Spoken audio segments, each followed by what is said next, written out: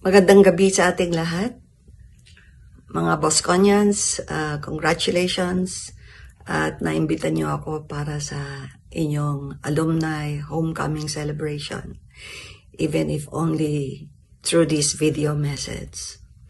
Kapag pinag-uusapan ang Don Bosco under kay Mrs. Castriciones, ang very vivid sa aking isip ay yung halos isigaw ninyo ang inyong songs kapag kinakanta natin sa misa. Do you remember?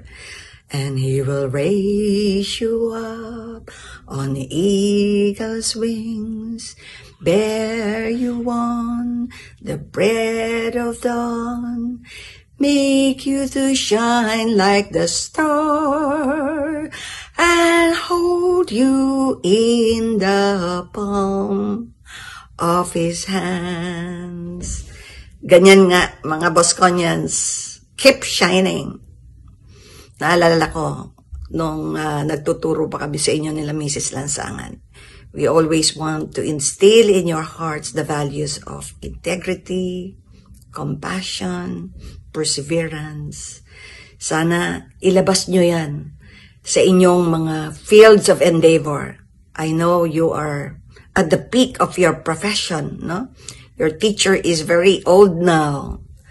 Pero if you will shine like the star, you can change the world, no? Mababago niyo ang mundo ng Pilipinas. Alam natin, we are in the midst of darkness. Be the star. Be the model. So thank you for making me a part of your educational journey. And I wish you success, happiness, and fulfillment. But most of all, the love of God. Don't forget it. God bless you and your family. Thank you. Nearly or Eligo, we choose the best.